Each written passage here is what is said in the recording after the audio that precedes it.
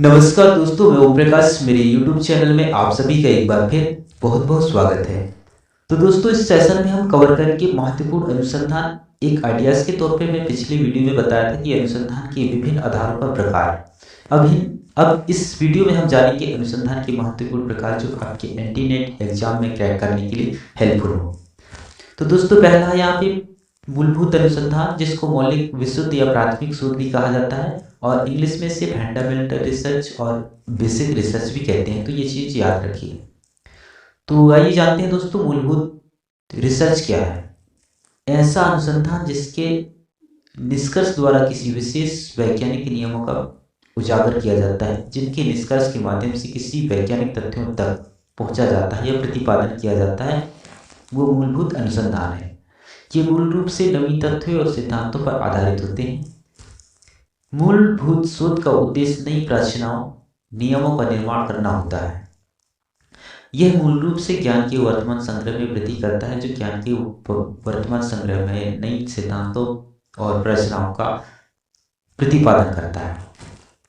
अब दोस्तों आगे देखते हैं प्रयुक्त या व्यवहारिक शोध, जिसको एप्लाइड रिसर्च कहा जाता है इंग्लिश में। और ये इस अनुसंधान में किसी विशेष समस्या का समाधान किया जाता है। इस अनुसंधान में किसी विशेष समस्या का समाधान किया जाता है। इसमें विशेष नियमों का किसी समस्या पर होने वाले प्रभाव के बारे में पता किया जाता है।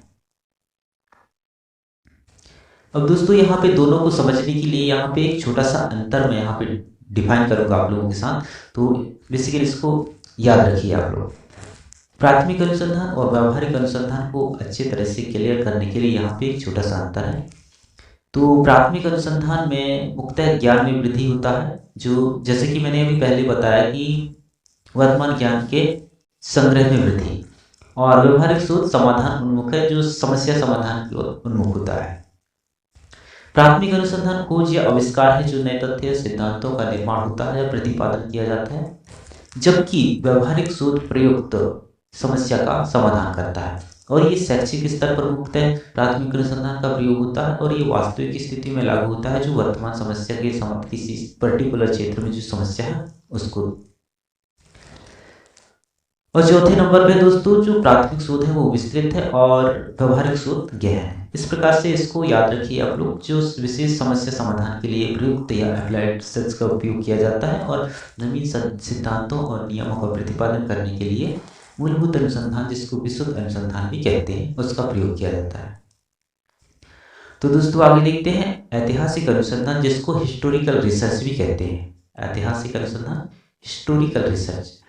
तो बेसिकली ऐतिहासिक अनुसंधान इतिहास के आधार पर भूतकाल में जो घटनाएं घटित होती हैं उनको समझने में सहायक होती है।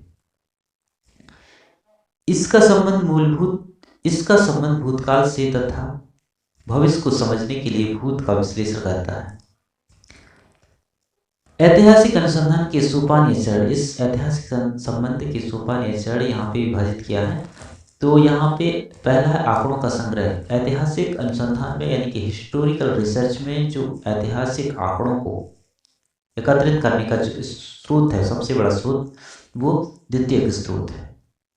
इसके बाद विश्लेषण होता है, स्रोतों को संकलन करने के बाद तथा तथ्यों के आधार पर रिपोर्ट तैयार किया जाता है विश्लेषण के बाद।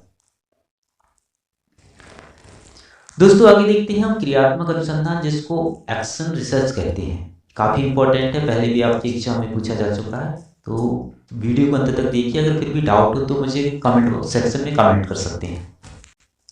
क्रियात्मक अनुसंधान एक्शन रिसर्च, जिसका सर्वप्रथम प्रयोग कुर्ट लेविन ने 1940 में किया।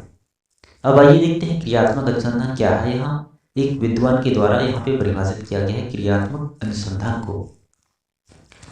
क्रियात्मक अनुसंधान वास्तविक संसार की कार्य पद्धति में हस्तक्षेप है और ऐसे हस्तक्षेप के क्या प्रभाव रहे, उनकी गहन समीक्षा है। क्रियात्मक अनुसंधान को और अच्छे से समझने के लिए यहाँ पे क्रियात्मक अनुसंधान का प्रयोग कब किया जाता है, इसको डिफाइन किया है मैंने।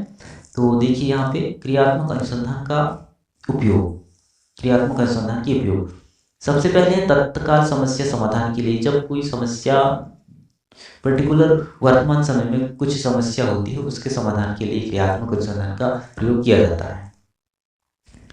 दूसरा है दोस्तों, जिस समस्या का समाधान प्रगति में है यह उनकी चिंतनशील समीक्षा करना क्रियात्मक अनुसंधान का उपयोग है। और तीसरा, समस्या का समाधान करने वाली प्रक्रियाओं में कैसे सुधार एवं संशोधन किया जा सकता है। दोस्तों, क्रियात्मक अनुसंधान के कुछ चरण हैं, सोपान है, ये काफी बार एग्जाम में पूछा जा चुका है, तो इसको भी हम जान लेते हैं।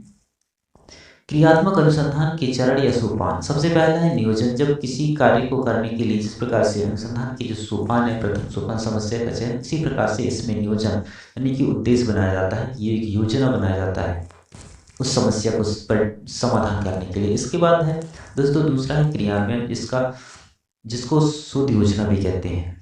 इसके बाद विकासोन्मुख और चिंतन, ये क्रियात्मक अनुसंधान के चरण है। और क्रियात्मक अनुसंधान का जो प्रयोग है अक्सर शिक्षा के क्षेत्र में ज़्यादातर किया जाता है। तो दोस्तों इस वीडियो में इतना काफ़ी है। नेक्स्ट वीडियो में बाकी जो अनुसंधान के प्रकार हैं उनको डिफाइन करूँगा। तो तब तक के लिए नमस्कार दोस्तों, मिलते हैं अगली टॉपिक में।